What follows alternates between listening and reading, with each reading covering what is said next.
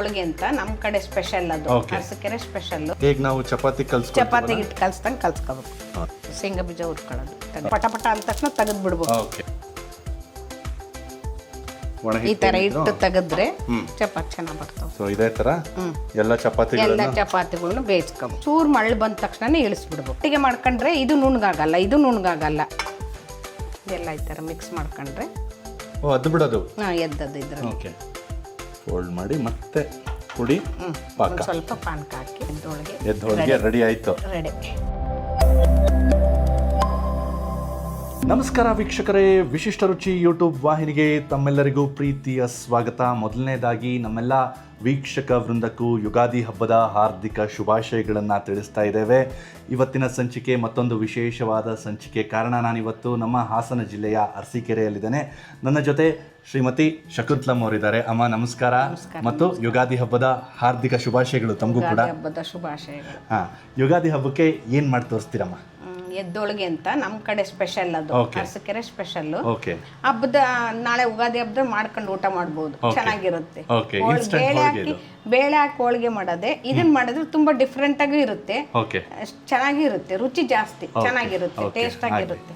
ಹಾಗಿದ್ರೆ ಬನ್ನಿ ವೀಕ್ಷಕರೇ, ಯುಗಾದಿ ಹಬ್ಬದ ಪ್ರಯುಕ್ತ ಈ ಒಂದು ಸಂಚಿಕೆಯಲ್ಲಿ ಅಮ್ಮನ ಕೈ ರುಚಿಯ ಎದ್ದು ಹೋಳಿಗೆಯನ್ನ ಯಾವ ರೀತಿ ಮಾಡೋದು ಅಂತ ನೋಡೋಣ. ಅಮ್ಮ, ಈಗ ಎದ್ದು ಹೋಳಿಗೆಗೆ ಏನೇನ್ ಬೇಕು ಅಂತ ತಿಳಿಸ್ಕೊಡ್ತೀರಾ? ಅರ್ಧ ಕೆಜಿ ಗೋಧಿ ಹಿಟ್ಟು, ಅರ್ಧ ಕೆಜಿ ಬೆಲ್ಲ, ಕಾಲ್ ಕೆಜಿ 2 ಬಟ್ಲು, 200 ಗ್ರಾಮ್ ಹುರ್ಗಡ್ಲೆ, ಒಂದು 200 ಗ್ರಾಮ್ ಬಿಳಿ ಎಳ್ಳು, 200 ಗ್ರಾಮ್ ಶೇಂಗಾ ಬೀಜ, ರುಚಿಗೆ ತಕ್ಕಷ್ಟು ಉಪ್ಪು, 2 ಸ್ಪೂನ್ ಎಣ್ಣೆ, ಸ್ವಲ್ಪ ಹಾಲು, ಒಂದು ಅರ್ಧ ಬಟ್ಲು ಕಾಯಿ ತುರಿ, ಒಂದು ಸ್ವಲ್ಪ ಏಲಕ್ಕಿ ಪುಡಿ. ಅಮ್ಮ, ಈಗ ಮೊದಲಿಗೆ ಏನು ಮಾಡ್ಕೋಬೇಕು? ಇದಕ್ಕೆ ಗೋಧಿ ಹಿಟ್ಟು ಕಲ್ಸ್ಕೋಬೇಕು. ಓಕೆ, ಈಗ ನಾವು ಚಪಾತಿ ಹಿಟ್ಟು ಕಲ್ಸ್ದಂಗೆ ಕಲ್ಸ್ಕೋಬೇಕು. ಇದು ಸ್ವಲ್ಪ ಎದ್ದಕ್ಕೆ. ಓಕೆ, ಅದರಲ್ಲೇ ಒಂದು ಸ್ವಲ್ಪ ತಗೊಳ್ತೀರಾ? ತಗೊಳ್ಳೋದು. ಅದರಲ್ಲೇ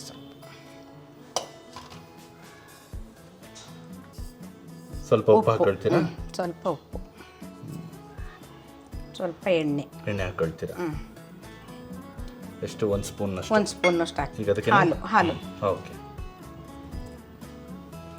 ಹಾಲು ಸಾಫ್ಟ್ ಆಗಿ ಬರಲಿ ಅಂತ, ಮೆತ್ತಗಾಗ್ತವು ಅಂತ. ಇವಾಗ ನೀರು ಹಾಕಿ ಚಪಾತಿ ಅದಕ್ಕೆ ಕಲ್ಸ್ಕೊಳ್ಳೋದು. ಓಕೆ, ಹಿಟ್ಟು ಗಟ್ಟಿ ಅದಕ್ಕೆ ಕಲ್ಸ್ಕೋಬೇಕಾ ಅಥವಾ ಹೇಗೆ? ಮೀಡಿಯಮ್ ಚಪಾತಿ ಹೆಂಗ್ ಕಲಿಸ್ತಾರ ಆ ಥರ. ಆಮೇಲೆ ಈ ಎದ್ದು ಹೋಳಿಗೆ ಈ ಭಾಗದಲ್ಲಿ ಅಂತಂದ್ರೆ ಅರಸೀಕೆರೆ ಭಾಗದಲ್ಲೇ ತುಂಬಾ ಜಾಸ್ತಿ ಮಾಡ್ತಾರೆ ಇದನ್ನ. ಇಲ್ಲಿಯ ವಿಶೇಷ ಸ್ವೀಟು. ಇಲ್ಲಿಯ ವಿಶೇಷವಾದ ಸ್ವೀಟು. ತಾವು ಯಾರಿಂದ ಕಲ್ತಿದ್ದಮ್ಮ ಈ ಎದ್ದು ಹೋಳಿಗೆನ? ನಮ್ಮ ಮನೆ ಪಕ್ಕದ ಮನೆಯವರಿದ್ರು ಒಬ್ರು, ಕೆಲವರು ಇಲ್ಲಿ ಕಡೂರು ತಾಲೂಕ್ನರು. ಅವರು ಮಾಡಿದ್ ನೋಡಿ ನಾನು ಮಾಡಿದ್ದು. ತುಂಬಾ ಇಷ್ಟಪಟ್ಕೊಂಡು. ಹೋಳಿಗೆಗಿಂತ ರುಚಿ ಇರುತ್ತೆ. ಬೇಳೆ ಹೋಳಿಗೆಗಿಂತ ಚಂದ ತಿನ್ನ. ಜಾಸ್ತಿ ಟೈಮ್ ಹಿಡಿಯಲ್ಲ. ಬೇಳೆ ಅಂದ್ರೆ ಬೇಯಿಸ್ಬೇಕು, ಅದು ಭಾಳ ಲೇಟ್ ಆಗುತ್ತೆ. ಹೋಳಿಗೆ ಇದು ಬೇಗ ಆಗ್ಬಿಡುತ್ತೆ. ನೆನೆ ಹಾಕಬೇಕು, ರುಬ್ಕೋಬೇಕು, ಹೂರಣ ಎಲ್ಲ ಮಾಡ್ಕೋಬೇಕು. ಇದು ಇನ್ಸ್ಟಂಟ್ ಹೋಳಿಗೆ ಅಂತ ಹೇಳ್ಬೋದು. ಮನೆಗೆ ನೆಂಟರು ಬಂದ್ರೆ ಬೇಗ ಮನೇಲಿ ಚಪಾತಿ ಇದ್ರು ಅದಕ್ಕೆ ಮಾಡ್ಕೊಟ್ಬಿಡ್ಬೋದು. ಹೌದ್ರಾ? ಬೇಗ ಚಪಾತಿಯಿಂದನೂ ಮಾಡ್ಬೋದು. ಪುಡಿ ಒಂದು ರೆಡಿ ಮಾಡ್ಕೊಂಡ್ರೆ ಮನೇಲಿ ಚಪಾತಿ ಇದ್ರೆ ಅದಕ್ಕೂ ಮಾಡ್ಕೊಂಡು ಉಣ್ಬೋದು. ಈ ಅದಕ್ಕೆ ಕಲ್ಸ್ಕೋಬೇಕು. ಈಗ ತಟ್ಟೆ ಮುಚ್ಚಿಟ್ಬಿಡ್ತೀರಾ ಇದಕ್ಕೆ? ಎಷ್ಟಮ್ಮ? ಒಂದು ಅರ್ಧ ಗಂಟೆ? ಒಂದು ಅರ್ಧ ಗಂಟೆ, ಒಂದು 1/4 ಗಂಟೆ. ಓಕೆ ಅಮ್ಮ, ಇವಾಗ ಮುಂದೆ ಬಾಣಲಿ ಇಟ್ಟು ಹ್ಞೂನ್ರಮ್ಮ ಶೇಂಗಾ ಬೀಜ ಹುರ್ಕೊಳ್ಳೋದು. ಇದು 2 ಉರಿಯೋ ತನಕ ಅದು ಹಿಟ್ಟು ನೆಂದಿರುತ್ತೆ. ಇಟ್ಟು ಆಮೇಲೆ ಚಪಾತಿ ಇಲ್ಲಿ ಶೇಂಗಾ ಮತ್ತೆ ಎಳ್ಳು ಎರಡೇ ಉರಿಯೋದು. ಶೇಂಗಾ ಎಳ್ಳು ಹುರ್ಕೊಳ್ಳೋ ಅಷ್ಟೊತ್ತಿಗೆ ಸ್ವಲ್ಪ ಚೆನ್ನಾಗಿ ನೆನೆಯುತ್ತೆ. ಈ ಶೇಂಗಾ ಎಳ್ಳು ಒಂಥರ ರುಚಿ ಕೊಟ್ರೆ, ಕೊಬ್ಬರಿ ಬೆಲ್ಲ ಮತ್ತೊಂದು ಅದೊಂದು ರುಚಿ. ಅದಕ್ಕೆ ಮೇನ್ ಕಾಯಲ್ಲೇ ರುಚಿ ಜಾಸ್ತಿ. ನಮ್ಮ ಅರಸೀಕೆರೆ ಕಡೆ ಕಾಯಿ ಜಾಸ್ತಿ ಅಲ್ವಾ, ಹಂಗಾಗಿ ಕಾಯಿ ಜಾಸ್ತಿ ಬಳಸ್ತವೆ ಅಂತೇಳಿ ಇದು ಹೋಳಿಗೆಗೆ ಹಾಕೋದು ಜಾಸ್ತಿ ಕಾಯಿನ. ಈ ಕಡೆ ಆಮೇಲೆ ಬೇಳೆ ಹೋಳಿಗೆ ಮಾಡಿದ್ರು ಕಾಯಿ ಹಾಕ್ತಾರೆ. ಹೌದ್ರಾ? ಬೇಳೆ ಹೋಳಿಗೆಗೂ ಒಬ್ರು ಒಂದ್ ಸೇರ್ ಬೇಳೆ ಹಾಕಿದ್ರೆ 2-3 ಕಾಯಿ ಹಾಕಿರ್ತಾರೆ ಅದಕ್ಕೆ. ಕಾಯಿ ಇಲ್ದೇನೆ ಹೋಳಿಗೆ ಮಾಡಲ್ಲ ಈ ಕಡೆ, ಯಾರು ಮಾಡಲ್ಲ. ಕಾಯಿ ಹಾಕಿ ಅಡಿಗೆ ಆದ್ರೂ ಇಲ್ಲಿ ಕಾಯಿ ಇಲ್ದಲೆ ಮಾಡೋದೇ ಇಲ್ಲ. ಕಾಯಿ ಜಾಸ್ತಿ ಬಳಸೋದು. ಈಗ ಶೇಂಗಾ ಸ್ವಲ್ಪ ಚಟಪಟ ಅಂತಿದೆ. ಸೊ ನಿಮ್ಮ ಮನೆ ಪಕ್ಕದವರು ಕಡೂರ್ನವ್ರು ಅವ್ರು ಕಲ್ಸ್ಕೊಟ್ರು ಅಂತ ಹೇಳಿದ್ರೆ ಅವ್ರ ಹೆಸರು ನಮ್ಮಮ್ಮ ಹೇಳ್ಬಿಡಿ ಅಮ್ಮ. ಅವ್ರು ಶಶಿ ಅಂತ. ಓಕೆ ಮಾಸ್ಟರ್ ಹೆಂಡ್ತಿ ಓಕೆ ಅವ್ರು ಮಾಡಿದ್ರು. ಓಕೆ ಈಗ ಸಾಕ್ರಾ ಇಷ್ಟು ಇದನ್ನು ಪಕ್ಕಕ್ಕೆ ಇಟ್ಕೊಂಡ್ಬಿಡ್ತೀರಾ? ಎಸ್. ಇವಾಗಲೇ ಎಳ್ಳು ಓಕೆ ಶೇಂಗಾ ಎಳ್ಳು ಇವು ಬೇಗ ಸೀದ್ ಬಿಡ್ತಾವು. ಹ್ಞೂ ಬೇಗ ಹಿಂಗಂದು ಸ್ವಲ್ಪ ಆದ ತಕ್ಷಣ ಪಟ ಅಂದ ತಕ್ಷಣ ತೆಗೆದು ಬಿಡ್ಬೇಕು. ಓಕೆ ಓಕೆ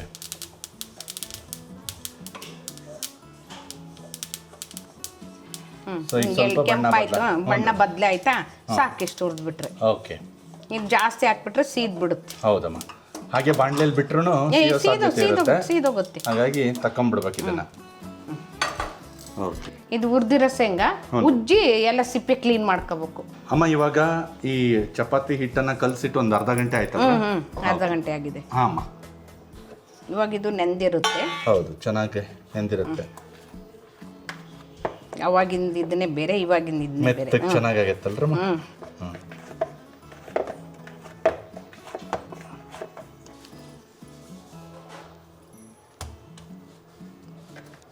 ಸೊ ಒಟ್ಟಿಗೆ ಉಳ್ಳೆ ಮಾಡ್ಕೊಳ್ಳೋದು ಜಾಸ್ತಿ ಅನಿಸ್ತಂದ್ರೆ ಇದು ಸ್ವಲ್ಪ ಸ್ವಲ್ಪ ಮಾಡ್ಕೋಬೇಕು. ಓಕೆ.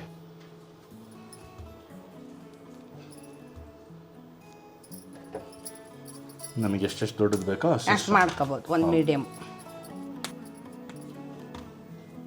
ಉಳ್ಳೆ ಮಾಡಿ ಅದನ್ನ ಒಣ ಹಿಟ್ಟಿಗೆ ಹಾಕಿ ಅದನ್ನ ಎದ್ದಿ ಹಿಂಗೆ. ಎಸ್.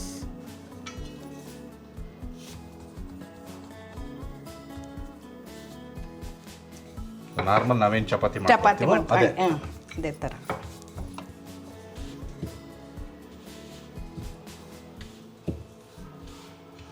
ಇದು ತೆಳ್ಳಗೆ ಉದ್ಕೋಬೇಕ್ರಾ ದಪ್ಪ? ದಪ್ಪ ಆದ್ರೂ ಬರುತ್ತೆ. ತೀರ ದಪ್ಪ ಆದ್ರೆ ಚೆನ್ನಾಗಾಗಲ್ಲ, ಸ್ವಲ್ಪ ತೆಳ್ಳಗೆ ಉದ್ಕೋಬೇಕು.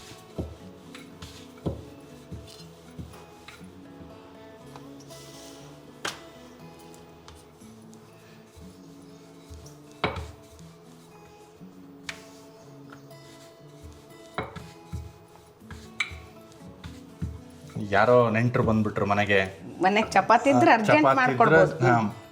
ಅಥವಾ ಈ ರೀತಿ ಥಟ್ ಅಂತ ಮಾಡ್ಕೊಂಡು ಇನ್ಸ್ಟಂಟ್ ಹೋಳಿಗೆ. ಇದು ಬೇಳೆನೇ ಹಾಕಬೇಕು ಅಂತಂದ್ರೆ ಬೇಳೆ ಹೋಳಿಗೆಗೆ ಹೇಗೆ ನಾವು ಬೇಳೆನ ನೆನೆಸಿಡ್ತೀವಲ್ಲ ಅದೆಲ್ಲ ಬೇಡವೇ ಬೇಡ.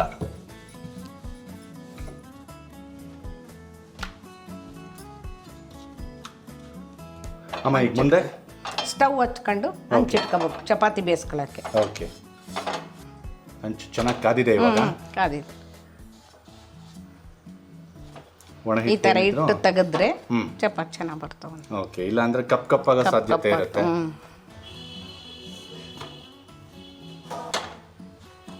ಬಟ್ಟಿಯಿಂದ ಆದ್ಮಿದ್ರೆ ಚೆನ್ನಾಗಿ ಬೇಯ್ತವೆ ಹಿಂಗೆ. ಇದು ಸ್ವಲ್ಪ ಬೇಗ ತೆಗೆಯೋದಲ್ವ ಚಪಾತಿ ಮೆತ್ತಗಾಗಕ್ಕೆ. ಓಕೆ. ಹಂಗಾಗಿ ಬಟ್ಟಿಲೆ ಒತ್ತಿದ್ರೆ ಬೇಗ ಬೇಯ್ತವು ಅಂತ. ಹಾಲು ಹಾಕೊಂಡು ಮಾಡ್ಕೊಳ್ಳೋದು ಭಾಳ ಮುಖ್ಯ ಅಲ್ರಮ್ಮ ಇದು? ಓಕೆ.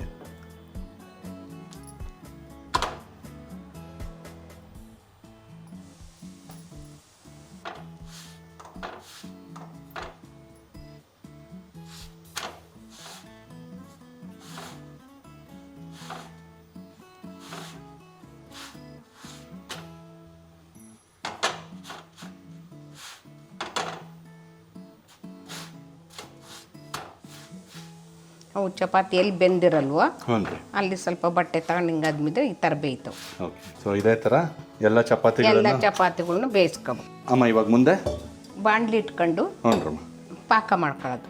ಸ್ವಲ್ಪ ನೀರು ಹಾಕ್ಬೇಕು ಫಸ್ಟು, ಒಂದು ಅರ್ಧ ಲೋಟ ಇದರಲ್ಲಿ. ಒಂದು ದೊಡ್ಡ ಕಪ್ಪಿಂದ ಒಂದು ಅರ್ಧ ಕಪ್ನಷ್ಟು. ಒಂದು ಅರ್ಧ ಕಪ್ ಆದ್ರೆ ಹಾಕ್ಬೋದು, ಒಂದು ಕಪ್ ಹಾಕಿದ್ರು ಬರುತ್ತೆ. ಓಕೆ. ಈಗ ನೀವು ತಗೊಂಡಿರೋಂಥ ಒಂದು 3/4 ಕಪ್ ತಗೊಂಡಿದ್ದೆ. ಓಕೆ. ಹಾಕೊಂಡ್ರಿ. ಜೊತೆಗೆ ಏನು ಅರ್ಧ kg ಬೆಲ್ಲ ತಗೊಂಡಿದ್ರು ಅದನ್ನ ಹಾಕೊಂಡ್ರಿ. ಇದು ಗಟ್ಟಿ ಪಾಕ ಏನು ಬೇಡ, ಹಂಗೆ ಸ್ವಲ್ಪ ಬೆಲ್ಲ ಕರಗಿ ಚೂರು ಮಳ್ಳು ಬಂದ ತಕ್ಷಣ ಇಳಿಸ್ಬಿಡ್ಬೇಕು. ಓಕೆ. ಇದು ಗಟ್ಟಿ ಪಾಕ ಏನು ಬೇಡ, ಬೇಕಾಗಲ್ಲ. ಬರೀ ಪಾನಕ ಇದು? ಬರೀ ಪಾನಕ ಅಷ್ಟೇ, ಪಾಕ ಅಲ್ಲ. ಪಾಕ ಅಲ್ಲ, ಪಾನಕ, ಬೆಲ್ಲದ್ದು ಪಾನಕ. Yes yes. ಸ್ವಲ್ಪ ಜಾಸ್ತಿ ಕುದಿಸ್ಕೊಂಡ್ರು ಅದು ಚೆನ್ನಾಗಿ ಬರಲ್ಲ, ಎಟ್ಟೆ ಆಗ್ಬಿಡ್ತಾವ ಹೋಳಿಗೆ. ಇದು ಪಾನಕ ಗಟ್ಟಿ ಆಗ್ಬಿಡುತ್ತಲ್ಲ. ಹೌದು, ಎಟ್ಟೆ ಆಗ್ಬಿಡ್ತಾವ. ಈಗ ಒಂದು ಸ್ವಲ್ಪ ಕುದಿ ಬರ್ತಾ ಇದೆ. ನೀವು ನೀರು ಕಡಿಮೆ ಹಾಕಿದ್ರೆ ಬೇಗ ಪಾಕ ಬಂದ್ಬಿಡುತ್ತೆ, ಅದಕ್ಕೆ ನೀರು ಜಾಸ್ತಿ ಹಾಕ್ಬೇಕು. ಜಾಸ್ತಿ ಕುದಿಯೋಕ್ಕೂ ಇದನ್ನ ಬಿಡಬಾರ್ದಲ್ಲ? ಬಿಡಲ್ಲ, ಇಲ್ಲ ಚೆನ್ನಾಗಿ ಬರಲ್ಲ, ಪಾಕ ಆಗಬಾರ್ದು ಅದು. ಹೌದು. ಅಮ್ಮ ಈಗ ಚೆನ್ನಾಗಿ ಕುದಿಯೋಕೆ ಶುರು ಆಯ್ತು. ಚೆನ್ನಾಗಿ ಕುರಿಯೋಕ್ಕೂ ಶುರು ಆಯ್ತು. ನೋಡಿ ಬೆಲ್ಲನೂ ಸ್ವಲ್ಪ ಬೆಲ್ಲ ಇದೆ, almost- ಕರಗಿದೆ. ಹಾಂ ನೀವು ಅಕಸ್ಮಾತ್ ಪಾನಕ ಬರಂಗೆ ಕಾಣ್ತು ಅಂದರೆ ಮತ್ತೆ ನೀರು ಹಾಕೋಬೋದು. ಹಾಂ ಹಾಂ ಹಾಂ ನೋಡಿ ಉಳಿದಿದೆ ಇನ್ನು ಬೆಲ್ಲ, ಸ್ವಲ್ಪ ನೊರೆ ಬರ್ತಾ ಇತ್ತಲ್ಲ, ಇನ್ನು ಸ್ವಲ್ಪ ನೀರು ಹಾಕೊಂಡ್ರೆ ಬರುತ್ತೆ. ಓಕೆ, ಪಾಕ ಬರೋಕ್ಕೆ ಬಿಡಬಾರ್ದು. ಸ್ವಲ್ಪ ಓಕೆ, ಮತ್ತೊಂದು 1/4 ಕಪ್ನಷ್ಟು ಕಾಲು ನೀರು. ಕಪ್ನಷ್ಟು ಬೆಲ್ಲನ ಕರಗಿಸ್ಕೊಳ್ಳೋದಷ್ಟೇ ಇಲ್ಲಿ. ಹ್ಞೂ ಕರಗಿಸ್ಕೊಂಡು ಒಂದು ಕುದಿಬೇಕು. ಯಾಕೆಂದ್ರೆ ಬೆಲ್ಲದ ಹಾಲು ಸ್ವಲ್ಪ ಮಂದ ಬರ್ಬೇಕು, ಸ್ವಲ್ಪ ಹಿಂಗೆ ಎತ್ತಿದ್ರೆ ಸ್ವಲ್ಪ ಗಟ್ಟಿ ಇರಬೇಕು. ಸಾಕು, ಇವಾಗ ಆಗಿದೆ. ಬೆಲ್ಲ ಕರಗೂ ಆಯ್ತು, ಒಂದು ಕುದಿ ಕುದ್ದು ಆಯ್ತು. ಸೋಸ್ಕೊಳ್ಳೋದು ಇದನ್ನ. ಬೆಲ್ಲದಲ್ಲಿ ಬರಲ್ಲ ಅನ್ನಂಗೆ ಇಲ್ಲ ನೋಡ್ರಿ, ಯಾವಾಗ್ಲೂ ಇದ್ದೇ ಸ್ವಲ್ಪ ಇರುತ್ತೆ. ಹೌದು.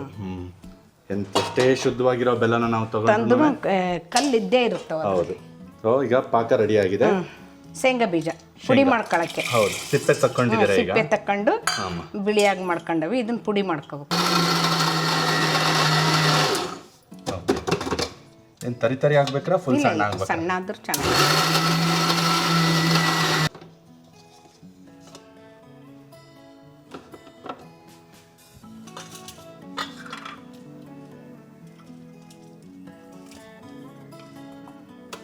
ಈ ಥರ ಮಾಡ್ಕೋಬೇಕು ಪುಡಿ. ಹಾಂ, ಪೂರ್ತಿ ಸಣ್ಣ ಆಗ್ಬೇಕು.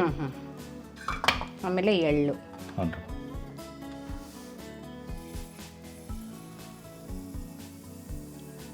ಮುಂದೆ ಹೊರದಿರೋಂಥ ಎಳ್ಳನ್ನ ರುಬ್ಕೊಳ್ತಾ ಇದ್ದೀರಾ. ಸೊ ಇವನ್ನೆಲ್ಲ ಒಟ್ಟಿಗೆ ಮಾಡ್ಕೊಳಂಗಿಲ್ಲ, ಇಲ್ಲ ಬೇರೆ ಬೇರೆ ಮಾಡ್ಕೋಬೇಕು. ಒಂದು ಒಟ್ಟಿಗೆ ಮಾಡ್ಕೊಂಡ್ರೆ ಇದು ನುಣ್ಣಗಾಗಲ್ಲ, ಇದು ನುಣ್ಣಗಾಗಲ್ಲ. ಹಾಂ,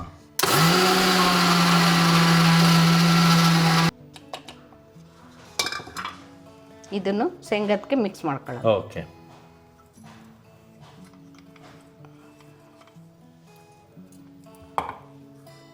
ಮುಂದೆ ಹುರ್ಗಡ್ಲೆ. ಹುರುಗಡ್ಲೆ.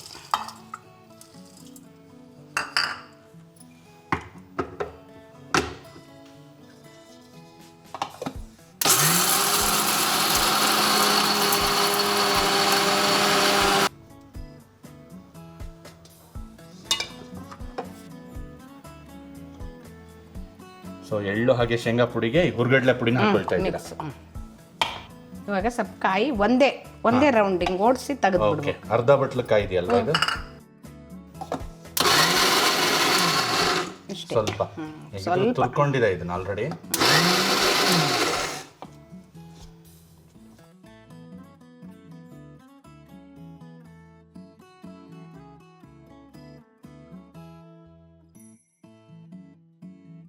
ಇವಾಗ ಇದು ಹುರ್ಗಡ್ಲೆ, ಎಳ್ಳು, ಶೇಂಗಾ ಪುಡಿ ಮಾಡಿ ಇಟ್ಕೊಂಡಿರೋದು. ಓಕೆ, ಎಲ್ಲ ಮಿಕ್ಸ್ ಮಾಡ್ಕೋಬೇಕು. ಹ್ಞೂ,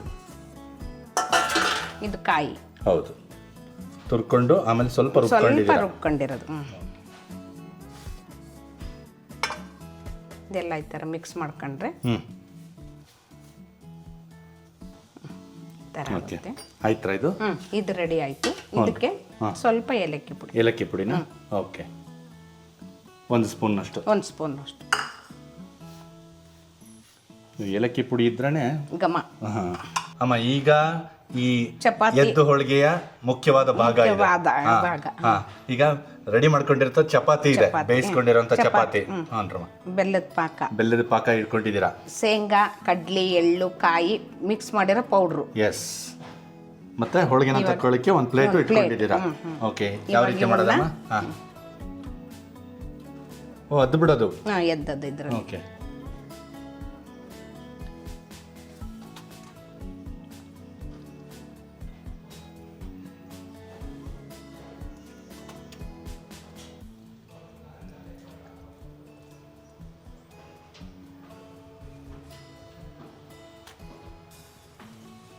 ಪಾನಕ ಸುಡ್ತಾ ಇದ್ರೆ ಹಿಂಗೆ ಅನ್ಕೋಬಹುದು.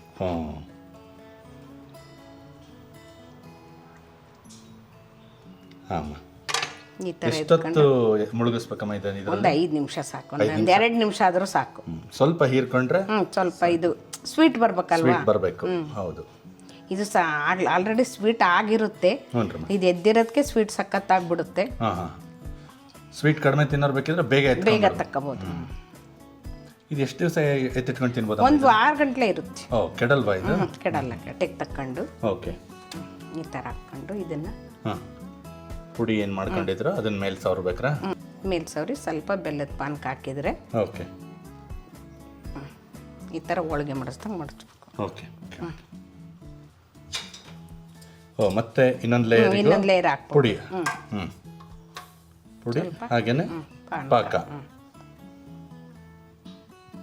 ಬಾದಾಮ್ ಪುರಿ ಥರ ಇದು ಒಂದು ಶೇಪು. ಸೊ ಎಲ್ಲ ಚಪಾತಿ ಎಲ್ಲ ಬದಿಯಲ್ಲೂ ಪಾಕ ಹಾಗೇನೆ ಆ ಹಿಟ್ಟಿನ ಪೌಡ್ರನ್ನ ಹಾಕ್ಬೇಕು, ಎಲ್ಲ ಕಡೆನೂ ಪೌಡ್ರ್ ಹಾಕ್ಬೇಕು. ಓಕೆ. ಮಧ್ಯದಲ್ಲಿ ಪಾಕ ಏನಾದ್ರೂ ಆರ್ತು ಅಂತಂದ್ರೆ ಮತ್ತೆ ಬಿಸಿ ಮಾಡ್ಕೋಬಹುದು. ಬಿಸಿ ಮಾಡ್ಕೊಂಡು ಎದ್ದಿದ್ರೆ ಹೋಳಿಗೆ ಮೆತ್ತಗೆ ಬರ್ತಾವ. ಈ ತಣ್ಣಂದ್ರಾಗ ಎದ್ಬಿಟ್ರೆ ರಫ್ ಆಗ್ಬಿಡ್ತಾವ. ಸ್ವಲ್ಪ ಬಿಸಿ ಇರ್ಬೇಕು ಪಾನಕ, ಕೈಗೆ ತಡೆಯುವಷ್ಟು ಬಿಸಿ ಇರ್ಬೇಕು. ಓಕೆ. ಚಪಾತಿನ ಪಾಕದಲ್ಲಿ ಎದ್ದಬೇಕು. ಈ ತರ ಪಾಕದಲ್ಲಿ ಎದ್ದೋದ್ರಿಂದಲೇ ಇದನ್ನ ರುಚಿ ಜಾಸ್ತಿ, ಸ್ವೀಟ್ ಎದ್ದೊಳಗೆ. ಮತ್ತೆ ಹೋಳಿಗೆಗೆ ಬೇಕಾದಷ್ಟು ಬೆಲ್ಲನೂ ಬೇಕಾಗಲ್ಲ ಇದಕ್ಕೆ, ಬೆಲ್ಲನೂ ಕಡಿಮೆ. ಸೊ ಎರಡು ಬದಿಯಲ್ಲೂ ಅದ್ದಿ ತೆಗಿಬೇಕು.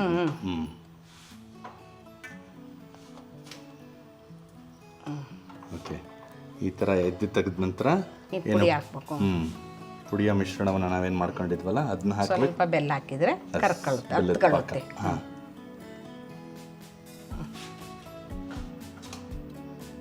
ಫೋಲ್ಡ್ ಮಾಡ್ಬೇಕು. ಆಮೇಲೆ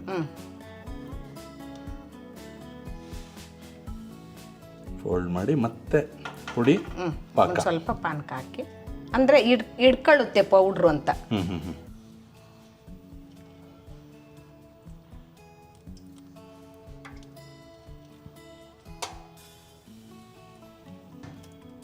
ಓಕೆ. ಎದ್ದೊಳಗೆ ರೆಡಿ ಆಯ್ತು. ರೆಡಿ.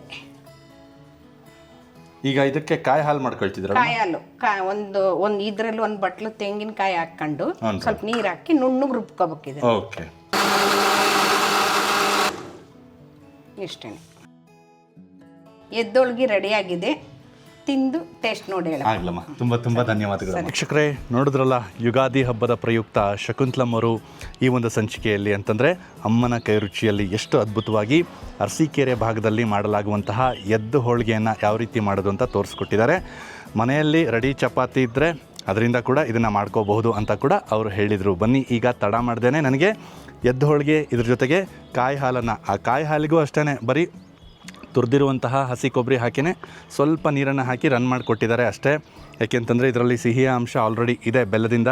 ಈ ಎದ್ದು ಹೋಳಿಗೆಯನ್ನು ಅವರು ಮಾಡಿದ್ದಾರೆ.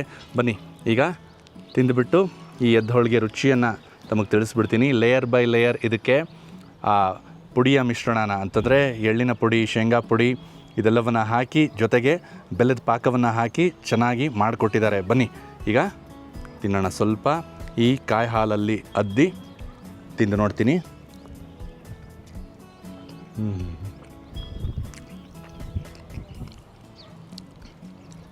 ಬಹಳ ಅದ್ಭುತವಾಗಿದೆ.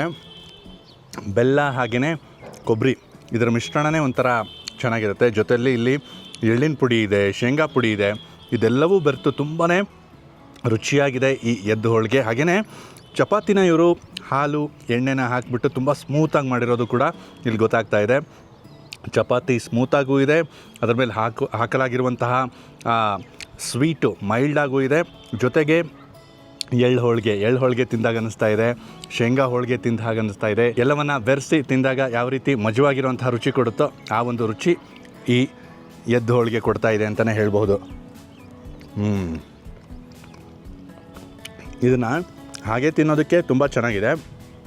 ಜೊತೆಯಲ್ಲಿ ಈ ಕಾಯಿ ಹಾಲು ಈ ಎದ್ದು ಹೋಳಿಗೆನ ಆ ಎದ್ದು ಹೋಳಿಗೆಯ ರುಚಿಯನ್ನು ಇನ್ನೂ ಹೆಚ್ಚಿಸ್ತಾ ಇದೆ ಅಂತಲೇ ಹೇಳ್ಬೋದು. ಈ ಯುಗಾದಿಗೆ ನೀವು ಟ್ರೈ ಮಾಡಿ ನೋಡಿ, ಅಥವಾ ನಿಮಗೆ ಸಮಯವಾದಾಗ ಈ ಎದ್ದು ಹೋಳಿಗೆಯನ್ನು ಒಮ್ಮೆ ಪ್ರಯತ್ನಿಸಿ ನೋಡಿ. ಬಹಳ ಕಡಿಮೆ ಟೈಮ್ನಲ್ಲಿ ಇದನ್ನು ಮಾಡ್ಕೊಳ್ಳೋದಲ್ಲದೆ ತುಂಬ ರುಚಿಯಾದಂತಹ ಹೋಳಿಗೆಯನ್ನು ಸವಿಯೋದಕ್ಕೂ ನಮಗೆ ಸಿಗುತ್ತೆ ಅಂತ ನಾನು ಹೇಳಬಲ್ಲೆ. ನೋಡಿದ್ರಲ್ಲ ವೀಕ್ಷಕರೇ, ಎಷ್ಟು ಅದ್ಭುತವಾಗಿ ಎಷ್ಟು ಸರಳವಾಗಿ ಎದ್ದು ಹೋಳಿಗೆನ ಯಾವ ರೀತಿ ಮಾಡೋದು ಅಂತ ಅಮ್ಮ ಈ ಒಂದು ಸಂಚಿಕೆಯಲ್ಲಿ ತೋರಿಸ್ಕೊಟ್ಟಿದ್ದಾರೆ. ಮಗದೊಮ್ಮೆ ನಮ್ಮೆಲ್ಲ ವೀಕ್ಷಕರಿಗೂ ಯುಗಾದಿ ಹಬ್ಬದ ಹಾರ್ದಿಕ ಶುಭಾಶಯಗಳನ್ನು ತಿಳಿಸ್ತಾ ಈ ಒಂದು ಸಂಚಿಕೆಯನ್ನು ಇಲ್ಲಿಗೆ ಮುಗಿಸ್ತಾ ಇದ್ದೀನಿ. ನಮಸ್ಕಾರ.